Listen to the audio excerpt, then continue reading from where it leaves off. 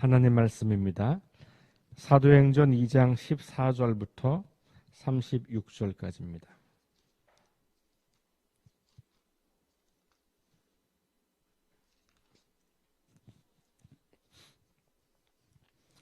사도행전 2장 14절부터 36절 말씀까지 우리 한 목소리로 말씀을 읽겠습니다.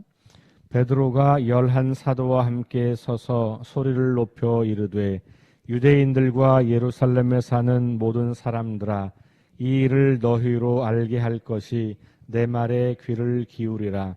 때가 제3시니 너희 생각과 같이 이 사람들이 취한 것이 아니라 이는 곧 선지자 요엘을 통하여 말씀하신 것이니 일러스되 하나님이 말씀하시기를 말세에 내가 내 영을 모든 육체에 부어주리니 너희의 자녀들은 예언할 것이요 너희의 젊은이들은 환상을 보고 너희의 늙은이들은 꿈을 꾸리라.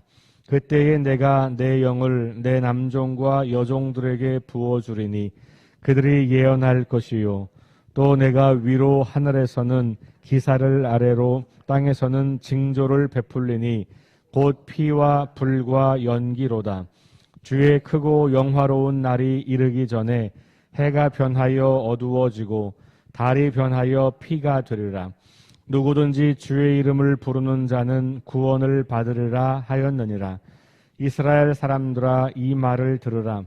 너희도 아는 바와 같이 하나님께서 나사렛 예수로 큰 권능과 기사와 표적을 너희 가운데서 베푸사 너희 앞에서 그를 증언하셨느니라. 그가 하나님께서 정하신 뜻과 미리 아신 대로 내준 바 되었거늘 너희가 법 없는 자들의 손을 빌려 못 박아 죽였으나 하나님께서 그를 사망의 고통에서 풀어 살리셨으니 이는 그가 사망에 매여 있을 수 없었음이라. 다윗이 그를 가르쳐 이르되 내가 항상 내 앞에 계신 주를 배웠으며 나로 요동하지 않게 하기 위하여 그가 내 우편에 계시도다. 그러므로 내 마음이 기뻐하였고 내 혀도 즐거워하였으며 육체도 희망에 거하리니 이는 내 영혼을 음부에 버리지 아니하시며 주의 거룩한 자로 썩음을 당하지 않게 하실 것이미로다. 주께서 생명의 길을 내게 보이셨으니 주 앞에서 내게 기쁨이 충만하게 하시리로다 하였으므로 형제들아, 내가 조상 다윗에 대하여 담대히 말할 수 있노니 다윗이 죽어 장사되어 그 묘가 오늘까지 우리 중에 있도다. 그는 선지자라. 하나님이 이미 맹세하사 그 자손 중에서 한 사람을 그 위에 앉게 하리라 하심을 알고 미리 본고로 그리스도의 부활을 말하되 그가 음부에 버림이 되지 않고 그의 육신이 썩음을 당하지 아니하시리라 하더니 이 예수를 하나님이 살리신지라. 우리가 다 이 일의 증인이로다. 하나님이 오른손으로 예수를 높이심에 그가 약속하신 성령을 아버지께 받아서 너희가 보고 듣는 이것을 부어주셨느니라. 다윗은 하늘에 올라가지 못하였으나 친히 말하여 이르되 주께서 내 주에게 말씀하시기를 내가 네 원수로 내 발등상이 되게 하기까지 너는 내 우편에 앉아있으라 하셨도다 하였으니 그런즉 이스라엘 온 집은 확실히 알지니 너희가 십자가에 못 박은 이 예수를 하나님이 주와 그리스도가 되게 하셨느니라 하니라. 아멘. 사도행전에 등장하는 첫 번째 설교입니다. 오늘 이 말씀 가운데 제가 이제 21절까지 말씀을 돌아오는 주일에 다시 조금 상세하게 설교를 할 예정이고요. 구약 성경을 여러 차례 인용하기 때문에 지금 우리가 읽기에는 조금 낯설게 읽혀지기도 하고 이게 무슨 말을 하려고 하는 건가 잘 이해가 안 되기도 합니다. 그러나 이제 당시의 유대인, 이때가 다 유대인이니까 유대인들에게는 이 시편을 인용하거나 뭐 다윗의 이야기를 인용하거나 혹은 선지서, 여기 특별히 요엘 선지서가 이제 인용이 되잖아요. 이런 이야기들이 그 사람들에게 매우 익숙한 이야기. 우리식으로 말하면 뭐 홍길동전을 인용한다든지 예를 들면 뭐 이제 이런 느낌일 거라고요. 그러니까 익히 알고 있는 표현들과 익히 알고 있는 이야기들을 재해석해 주는 거예요. 성경은 이 시대 사람들에게는 성경은 구약밖에 없어요. 그러니까 베드로가 설교할 때 성경을 찾는다면 구약 성경만 찾는 거예요. 그리고 그 구약 성경은 대부분의 많은 사람들이 안식일마다 들었던 말씀. 유대인들은 한 3년에 한 번씩 구약 성경 전체를 회당에서 다 이제 읽게 된다고 해요. 오늘날도 우리 교회력이라고 하는 교회력을 사용하는 교회들은 3년을 주기로 성경을 전체를 읽도록 그렇게 하는 경우들도 있거든요. 설교를 그렇게 이제 하는 경우도 있고, 어쨌든 주기적으로 반복해서 성경을 읽고 듣고 때로는 암송까지 하고, 고대 세계의 암기력은 우리가 지금 상상하는 것 이상이에요. 여러분도 어렸을 때 하고 지금하고 암기력 수준이 굉장히 차이 나죠. 전화번호 2개 이상 못 외우잖아요, 이제. 저는 제 아내 거와 저 거밖에 몰라요. 어제 우리 딸들이 아빠 우리 전화번호를 모른단 말이야. 몰라. 단축키 누르면 돼. 그래서 외우지지가 않아. 그랬거든요. 그러니까 우리 아이들은 그래도 4명 건 외우더라고요. 네, 우리 식구들 건. 점점 안 외워지잖아요. 근데 우리 옛날 생각해보면 제가 볼 때 100명 전화번호 다 기억했던 것 같거든요. 100명 이상도. 그러니까 고대 세계로 갈수록 기억력에 의존하는 세상이었기 때문에 이 성경 전체를 그냥 암송하는 사람들도 많았다는 거예요. 그럴 만큼 기억이 그때는 굉장히 확실했고, 그래서 사실 성경을 기록할 때에도 이미 암송되어서 전수되어 오는 구전으로 오랜 세월 그렇게 되었고, 그걸 혼자 한 게 아니고 공동체가 함께 했기 때문에 교정하는 작업들이 충분히 있어서 구전을 오래 거쳐와서 기록이 되었다고 해서 그게 어떤 신뢰성이 떨어지거나 이러지 않는다는 거예요. 그러니까 이 베드로도 지금 자기가 암송하고 있는 말씀들을 가지고 설교를 하고 있다고 볼 수가 있어요. 그러니까 막 제가 지금 하는 것처럼 막 성경을 연구하고 이랬다기보다는 이 당시에는 아마 베드로도 성경을 갖고 있지 않았을 테니까 회당에 가야 하나 있을 정도니까 거의 대부분은 그냥 알고 있는. 자, 오늘 말씀에서 베드로는 요엘서를 먼저 인용을 해서 지금 어제 우리가 읽었던 말씀에 오순절에 성령 강림 사건이 있었잖아요.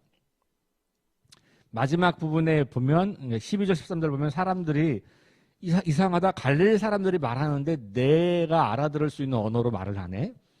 그렇죠? 다른 언어로 말을 하는 것을 경험하면서 야, 이상하다, 어떻게 이런 일이 가능하냐 그러면서 혹시 술 취한 거 아닌가? 뭐 이런 이야기를 한단 말이에요. 새술, 그러니까 그냥 술은 아니고 새술. 자기들이 뭘 모르니까 이렇게 표현하는 거죠. 뭔가 이상한 어떤, 그러니까 베드로가 이제 그걸 해설해 주는 거예요. 이 현상에 대해서.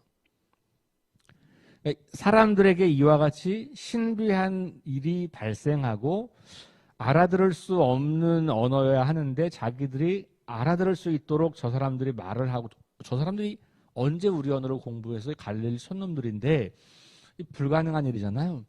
이걸 해석해 주는 거예요. 자, 14절 베드로가 11사도와 함께 서서 소리를 높여 이르되 유대인들과 예루살렘에서 사는 모든 사람들아 이 일을 너희로 알게 할 것이니, 이 신비한 현상에 대해서 내 말에 귀를 기울이라 그러면서 때가 제 3시니 너희 생각과 같이 사람들이 취한 게 아니다. 3시라고 하는 걸 신약 성경에서 3시, 6시, 9시 이렇게 나오잖아요.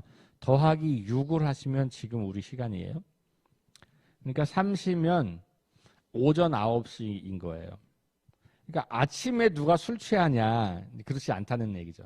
그러니까 이게 그렇지 않은 거고,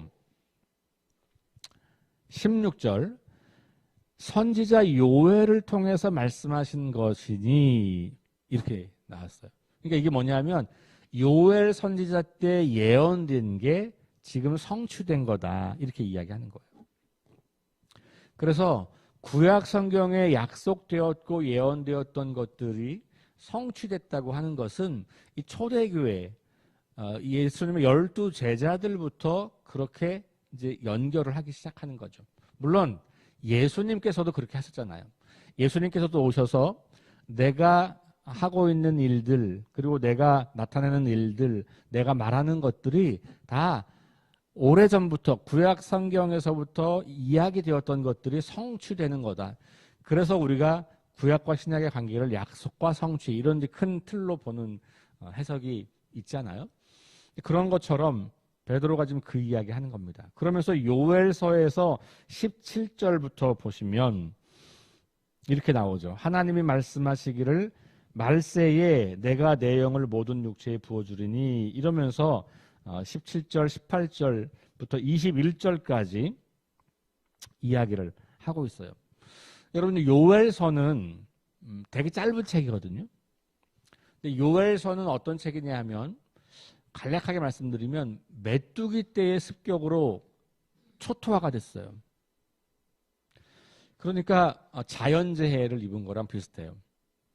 고대 세계의 메뚜기 떼의 습격으로 한 나라가 이렇게 되는 경우들이 종종 있었고요. 특별히 아프리카 지역이나 중동 지역에서 그런 일들이 많이 있고 최근에도 그런 일들이 있어요.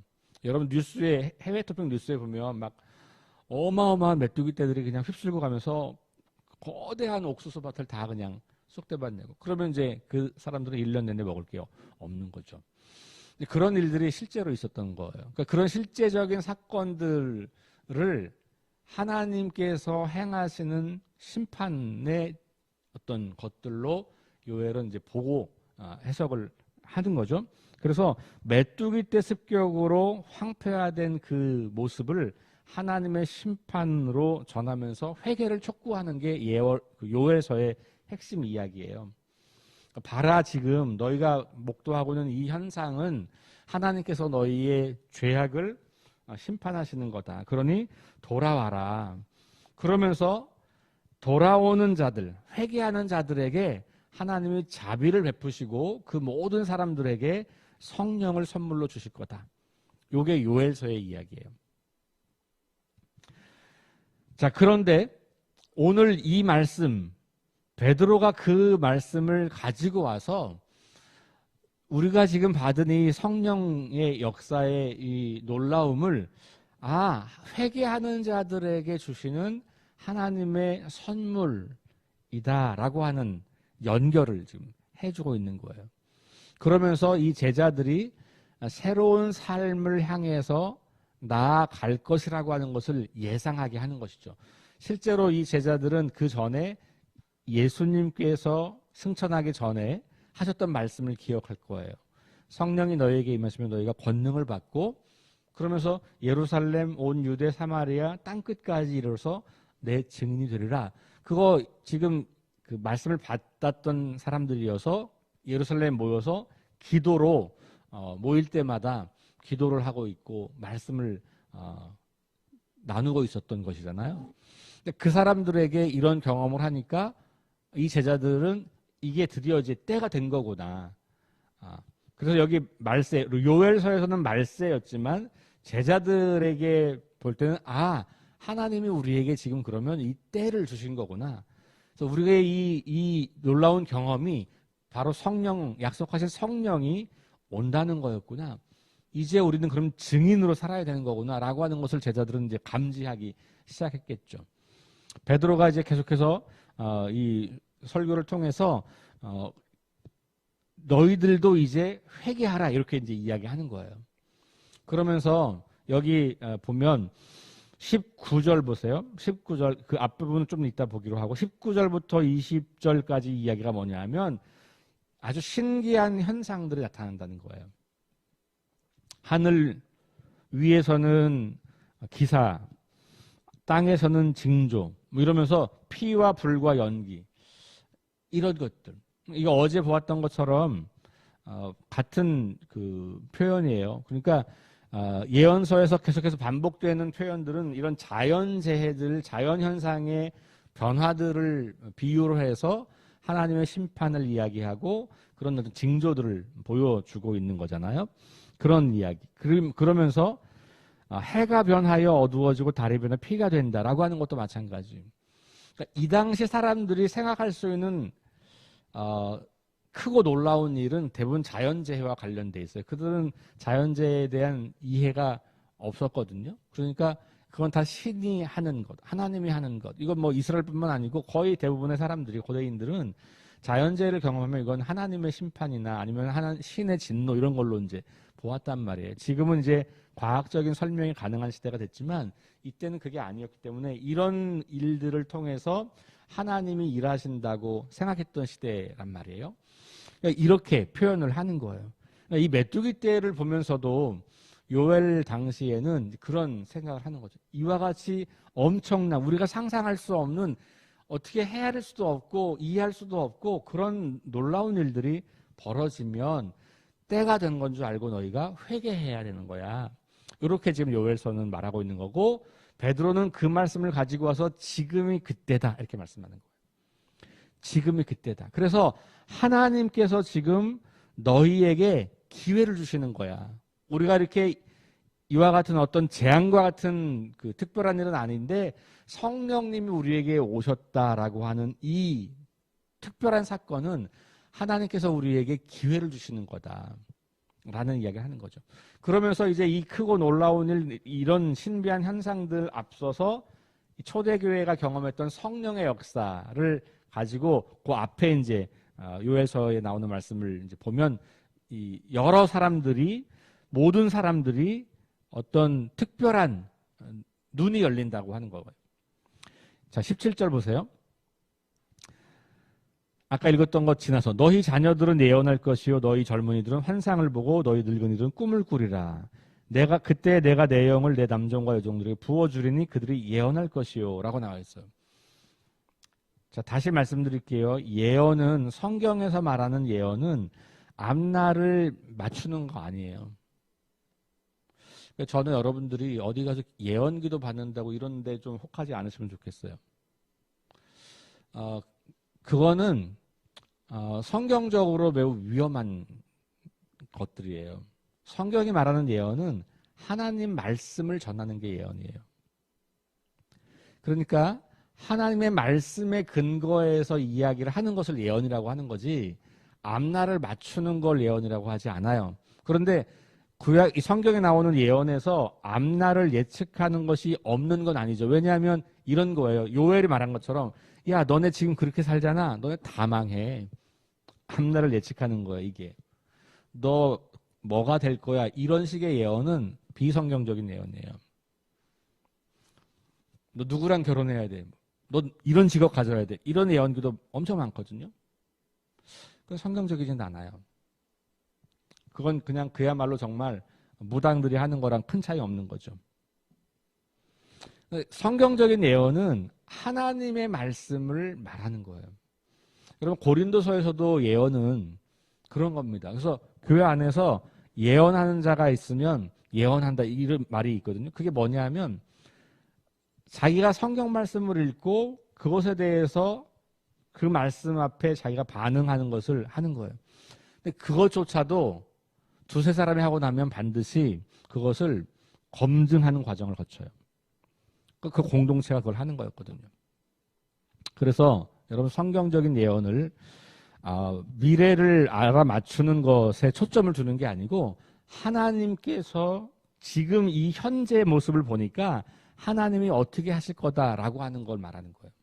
그래서 예언서들은 미래를 맞추는 사람들이 아니고 현재를 잘 살도록 했던 사람들이에요. 구약 성경의 예언자들은 다 현재를 잘 살도록, 그러니까 지금 보니까 너네 하나님을 다 떠났고 하나님 말씀대로 살지 않고 우상을 숭배하고 살아. 그러면 너네들 다 망한다. 하나님이 너희들 가만두지 않을 거야. 그러니 돌아와. 결론은 돌아와서 잘 살라는 얘기예요. 지금 현재를 하나님 앞에 충실하게 살라는 얘기를 하는 게 예언이지, 알 수 없는 미래를 알아맞추는 건 아니다. 기독교적으로는 그런 현상을 제가 무시하는 건 아니에요. 왜냐하면 그런 현상은 다른 사람들도 한다니까요. 기독교인이 아닌 분들도 그건 해요.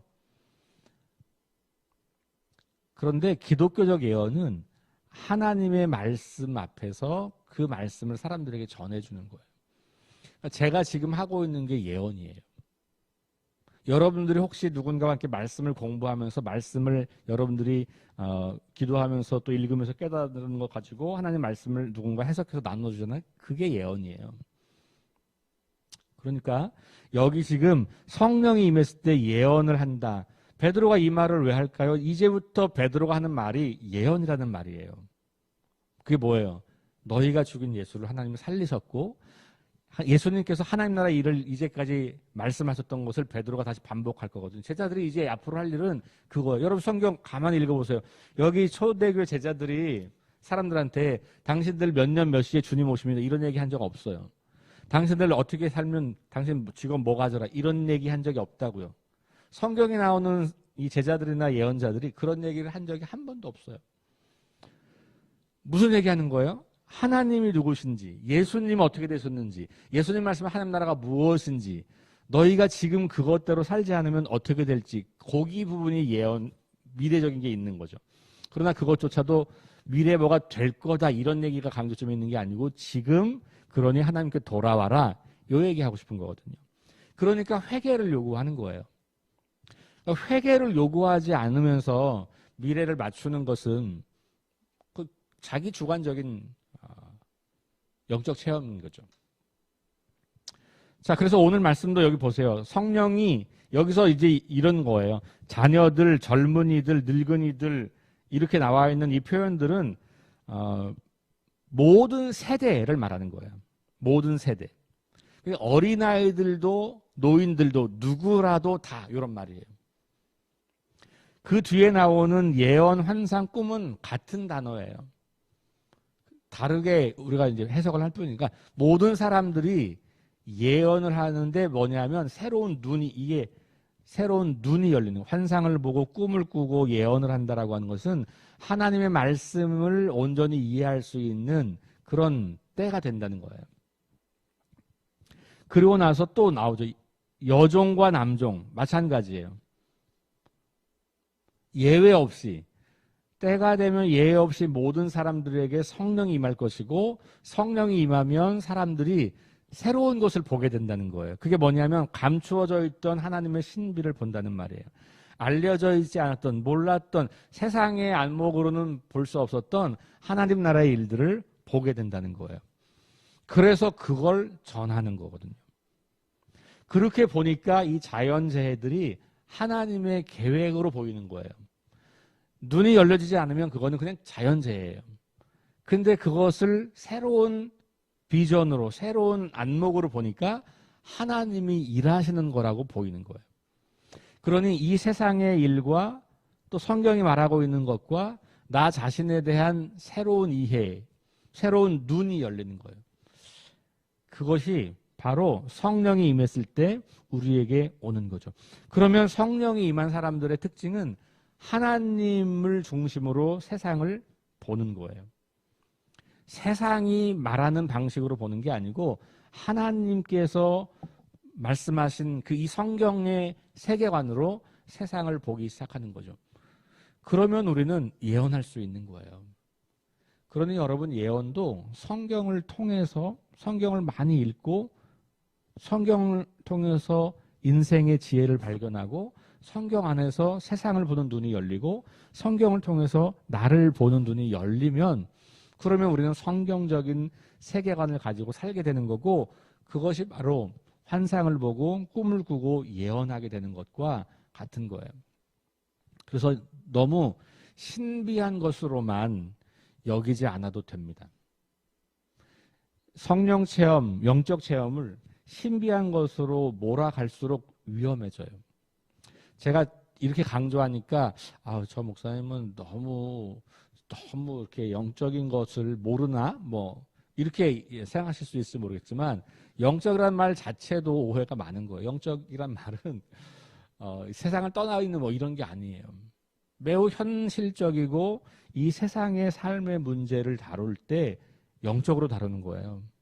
세상적으로 다루지 않고 반대로 다루는 게 영적으로 보는 거지 무슨 세상을 떠나고 신비한 이런 건 아니라는 거죠. 그러니까 저는 여러분 이런 본문을 우리가 볼 때, 물론 우리가 어떤 정말 그 기도하고 이러면서 우리가 이해할 수 없는 현상들을 경험할 때가 있잖아요. 여러분들 다 그런 체험들을 하신 분들이잖아요. 방언도 하셨을 거고, 뭐 어떤 분들은 정말 우리가 흔히 말하는 어떤 뭐라 그럴까, 이렇게 사람들이 잘 알지 못하는 어떤 것들을 보는 경험을 하신 분도 계실 거라고요. 다시 말씀드리지만 그 경험이 중요한 게 아니고 그 경험을 통해서 그 사람이 그럼 하나님의 말씀을 더 잘 이해하고 그 말씀을 전하게 되었느냐, 여기까지 가야지 그 체험이 의미가 있는 거라는 거예요. 자, 오늘 이 베드로가 설교하면서 이 이야기를 하고 나서 다시 그 뒤에 이제 다윗의 이야기 한단 말이에요. 이 다윗의 이야기는 이미 구약 때부터 또 똑같은 거예요. 예수님을 다윗도 예언했다는 얘기를 하는 거예요.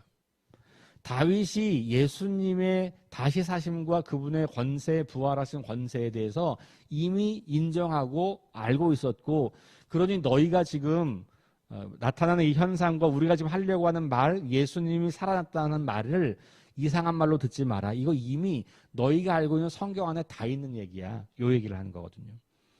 왜냐하면 이 사람들이 다 유대인 출신들이었고 그들이 그 먼 지방에서부터 이제 다 모인 거거든요. 그러다 보니까 결국은 이들이 알고 있는 언어를 통해서 그렇게 이야기를 하고 있는 거죠. 그리고 나서 하는 얘기가 이제 내일 나오는 이야기 37절 이하.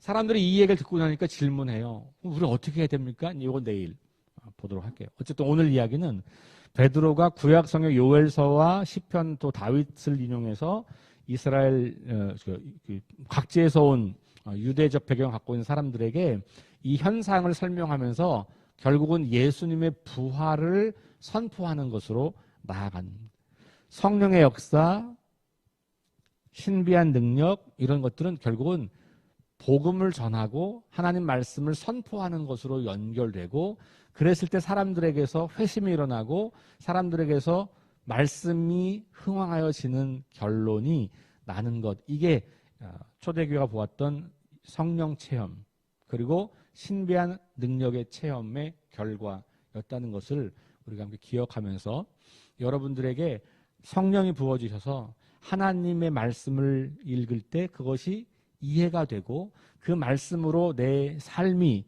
해석이 되고 그 말씀으로 내 인생이 새로운 꿈을 꾸게 되는 것, 그것이 바로 성령이 역사하는 것의 아주 중요한 지점이라고 하는 것을 기억하시면서 그렇게 성령님을 사모하시고 그런 성령님의 역사하심을 통해서 우리의 새로운 눈이, 새로운 꿈이, 새로운 비전이 생기게 되는 저와 여러분들 될 수 있기를 주의 이름으로 축원합니다.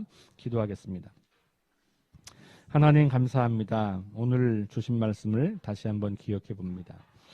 하나님, 베드로가 성령의 이 놀라운 경험을 해석하면서 요엘서를 인용하고 이제 때가 되어서 모든 사람들에게 성령이 임할 것이고 성령이 임하면 그러면 새로운 눈이 열려서 하나님 말씀을 이해하게 되고 하나님 말씀의 근거에서 새로운 꿈을 꾸게 되고 하나님 말씀의 근거에서 새로운 인생의 목적을 다시 설정하게 되고 그래서 그들이 목숨을 걸고 하나님 나라 복음을 선포하며 인생을 살게 됐고 그래서 많은 사람들이 회심하여 주님께 돌아오고 하나님 나라가 세워지는 것들을 이제 우리가 보고 있습니다. 오늘 이 시대에도 동일한 성령의 역사가 우리들 가운데 나타나서 우리 모두가 하나님 말씀을 붙잡고 그 말씀 안에서 인생을 살아가고 말씀으로 꿈을 꾸고 말씀으로 비전을 바라보고 말씀으로 인생의 목적이 설정되고 그 말씀을 선포할 때 우리를 통해서 일어서는 성령님을 통해서 듣는 사람들에게 하나님 나라가 다가오고 예수 그리스도의 부활이 믿어지고 하나님의 온 세상 창조와 섭리와 다스림을 확인시켜주는 그런 능력 있는 그리스도인들이 다 될 수 있도록 인도해 주옵시고 우리 석교교회가 이 시대에 그런 역할을 잘 감당할 수 있는 성령 충만한 교회가 될 수 있도록 함께하여 주옵소서. 감사드리며 예수님 이름으로 기도합니다. 아멘. 우리 함께 네 가지 기도 제목 가지고 함께 기도하겠습니다. 부활의 능력과 소망을 품고 하나님 나라를 증언하고 살아내게 하소서. 하나님 말씀이 기준이 되게 하소서. 김희동 원사님의 의식 회복과 질병과 연약함으로 고통당하는 사람들을 치유해 주십시오. 전쟁과 자연재해와 가난과 억압으로 고통당하는 지구촌 이웃들에게 은혜를 베풀어 주십시오. 우리 함께 합심해서 기도하시고 개인 기도하고